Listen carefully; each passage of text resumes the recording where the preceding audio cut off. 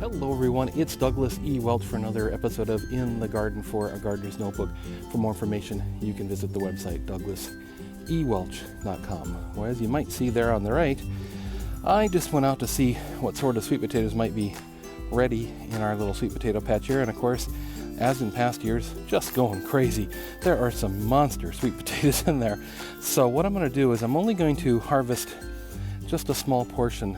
I actually planted white potatoes on this end of the bed, but even so, some sweet potatoes were still mixed in with them.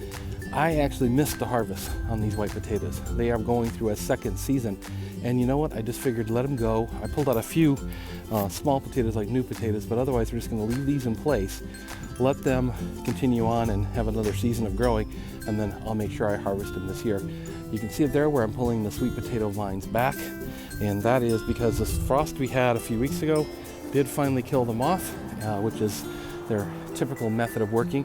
That said, any small sweet potatoes I'm putting back into the soil, and I'll probably take, I'd say 10 of these stalks, dump them in a bucket of water to root on cuttings for next year.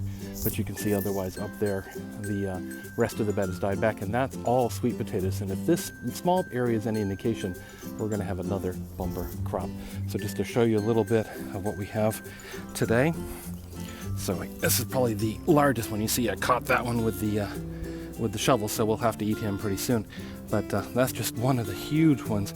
For whatever reason, our soil, our sun, our water, it just loves this environment. Here's one of the white potatoes that grew up in this area. I happened to hit him when I was pulling up some of the sweet, so I figured we'll grab him up, we'll boil up a nice little small pot of new potatoes to have. The other ones we'll let go until we harvest them. Oh, probably in a couple months. So anyway, just wanted to show you what was going out here in the garden.